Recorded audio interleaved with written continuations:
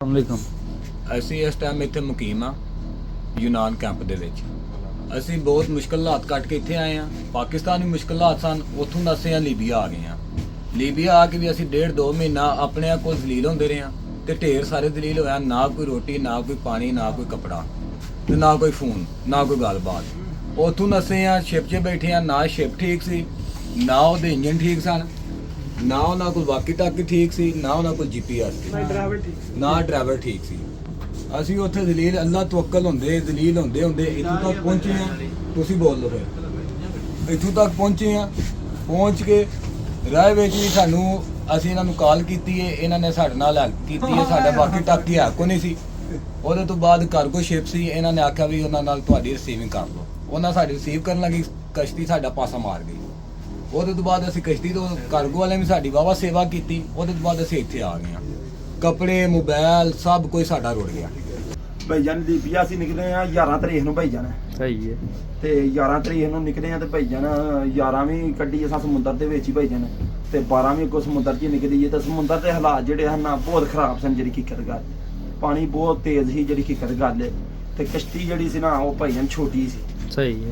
ਤੇ ਜੰਟਾਂ ਜਿਹੜੀ ਆ ਨਾ ਖਲਕਾ ਦੇ ਵਿੱਚ ਬੁੱਧੀ ਪਾਈ ਹੈ। ਕਿੰਨੇ ਬੰਦੇ ਹੋ ਸ਼ਿਪ ਇੱਕ ਦੇ ਵਿੱਚ? ਸ਼ਿਪ ਦੇ ਵਿੱਚ ਬੰਦੇ ਸਾਂ ਭਾਈਜਾਨ 84 ਬੰਦੇ ਸਾਂ ਭਾਈਜਾਨ। ਠੀਕ ਹੈ। 84 ਬੰਦੇ ਆ ਸ਼ਿਪ ਦੇ ਵਿੱਚ ਭਾਈਜਾਨ। ਤੇ ਜਿਹਦੇ ਵਿੱਚੋਂ ਅਲਹਮਦੁਲਿਲਾ ਅੱਲਾ ਦਾ ਸ਼ੁਕਰ ਹੈ ਤੇ 40 ਕੁ ਬੰਦੇ ਨਾ ਸਦਾਨੀ ਪਾ ਕੇ ਤੇ ਨਾਲ ਮਿਸਰੀ ਪਾ ਕੇ 40 ਕੁ ਜਣੇ ਬੱਚੀਆਂ ਜਿਹੜੀ ਹਕੀਕਤ ਗੱਲ। ਹਲਕੇ ਲੱਗੇ ਸਨ ਇੰਜਨ ਵਿੱਚੋਂ ਇੱਕ ਦੋ ਤੇ ਬੰਦ ਹੋ ਗਿਆ ਸੀ ਤੇ ਇੱਕ ਝਟਕੇ ਲੈ ਰਿਹਾ ਸੀ। ਉਹ ਬਹੁਤ ਸਾਰੀ ਗੱਲ ਦੱਸੋ ਜਿਹਦੇ ਨਾਲ ਜਿਹਨੇ ਕੋਈ ਬੀਤੀ ਹੈ ਨਾ, ਜਿਹੜੀ ਸਾਡੇ ਤੇ ਸਮੁੰਦਰ 'ਚ ਜੁੱਤੀਆਂ, ਬੂਟ, ਕੱਪੜੇ ਸਭ ਕੁਝ ਰਹਿ ਗਿਆ। ਜੋ ਕੁਝ ਦਿੱਤਾ ਹੈ ਇਹਨਾਂ ਦੀ ਮਿਹਰਬਾਨੀ ਹੈ ਦਿੱਤਾ। ਜੈਕਟਾਂ ਬੂਟ ਚਾਹੀਦੇ ਨੇ ਔਰ ਮੋਬਾਈਲ ਸਾਡੇ ਰੁੜ ਗਏ ਨੇ। ਘਰ ਦਾ ਰਾਬਤਾ ਔਖਾ ਹੁੰਦਾ ਪਿਆ। ਮੋਬਾਈਲ ਸ਼ਮੈਲ ਕੋਲ ਹੋਇਆ ਚਲੋ ਰਾਬਤਾ ਜੀ ਜੀ। ਗ੍ਰੀਸ ਵਾਲਿਆਂ ਬੜੀ ਮਦਦ ਕੀਤੀ ਹੈ, ਲੇਕਿਨ ਫਿਲਹਾਲ ਉਸ ਟਾਈਮ ਸਾਡੇ ਸਮੁੰਦਰ ਦੇ ਹਾਲਾਤ ਬਹੁਤ ਖਰਾਬ ਸਨ। ਇਹਨਾਂ ਦੀ ਵਜ੍ਹਾ ਤੋਂ ਅਸੀਂ ਨਹੀਂ ਬਚ ਸਕੇ। ਬਹੁਤ ਔਖਾ ਸਰਵਾਈਵ ਕੀਤਾ ਜੀ। ਬਾਕੀ ਟਾਕੀ ਵੀ ਸੱਟ ਛੜੀ ਸੀ। ਉਸ ਤੋਂ ਬਾਅਦ ਜਿਹਦੇ ਤੇ ਲੋਕੇਸ਼ਨ ਰਹਿੰਦੇ ਨੇ ਉਹ ਵਾਲਾ ਸਿਸਟਮ ਵੀ ਸਾਰਾ ਸੱਟ ਛੜਿਆ ਸੀ। ਤੇ ਬਹੁਤ ਮੁਸ਼ਕਲ ਹਾਲਾਤ ਦੇ ਵਿੱਚ ਅਸੀਂ ਇੱਥੇ ਤੱਕ ਪਹੁੰਚੇ ਹਾਂ। ਤੇ ਜਨਾਨ ਵਾਲਿਆਂ ਨੇ ਜਿਹੜੀ ਸਾਡੀ ਹੈਲਪ ਕੀਤੀ ਹੈ, ਸਾਨੂੰ ਬਚਾਇਆ। ਕੁਝ ਭਾਈ ਸਾਡੇ ਨਹੀਂ ਬਚ ਸਕੇ ਤੇ ਬੜੀ ਮਿਹਰਬਾਨੀ। ਬਾਕੀ ਜਿਹੜੇ ਭਾਈ ਇੱਥੇ ਪਹੁੰਚ ਆਏ ਨੇ ਉਹਨਾਂ ਨੇ ਉਹਨਾਂ ਨੂੰ ਜ਼ਿੰਦਗੀ ਦਿੱਤੀ ਹੈ। ਤੁਸੀਂ ਮਦਦ ਕੀਤੀ ਅੱਗੋਂ ਯਾਰ ਕੋਈ ਇਹਨਾਂ ਦੀ ਮਦਦ ਕੀਤੀ ਜਾਏ। ਮਾਸ਼ਾਅੱਲਾ। ਜਿਹੜੇ ਨਹੀਂ ਇਹਨਾਂ ਕੋਲ ਕੱਪੜਾ ਜੁੱਤੀ ਹਰ ਸ਼ੈ ਮਿਲੇਗੀ ਅੱਲਾ ਖੈਰ। ਅਤੇ ਅੱਗੋਂ ਇਹ ਵੀ ਉਹਦੀ ਵੀ ਸ਼ਿਪ ਜੋ ਬਚੇ ਨੇ। ਇਹ ਵੀ ਭਾਈ ਹੋਣੀ ਬੱਚੇ ਨੇ, ਇਹ ਵੀ ਬੱਚੇ ਨੇ ਭਾਈ ਹੋਣੀ, ਇਹ ਵੀ ਭਾਈ ਹੋਣੀ ਬੱਚੇ ਨੇ, ਉਹ ਪਰੇ ਵੀ ਬੱਚੇ ਨੇ।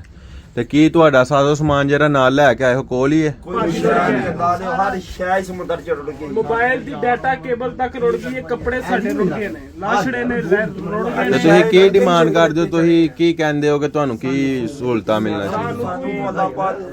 ਮੋਬਾਈਲ ਕਾਲ ਕਰਨ ਘਰ ਜੋਗਾ ਕੋਈ ਨਹੀਂ। ਜੂਤੀ, ਕਪੜਾ, ਬੂਟ ਸ਼ੂਟ ਸਾਨੂੰ ਦਿਓ। ਕੋਈ ਜੈਕਟ ਜੂਕਟ ਦਿਓ, ਹਾਫ ਸ਼ਰਟਾਂ ਨਹੀਂ। ਚਲੋ ਇਹਨਾਂ ਨੇ ਜੋ ਕੁਝ ਦਿੱਤਾ ਹੈ ਬਿਹਤਰ ਦਿੱਤਾ ਹੈ। ਬਹੁਤ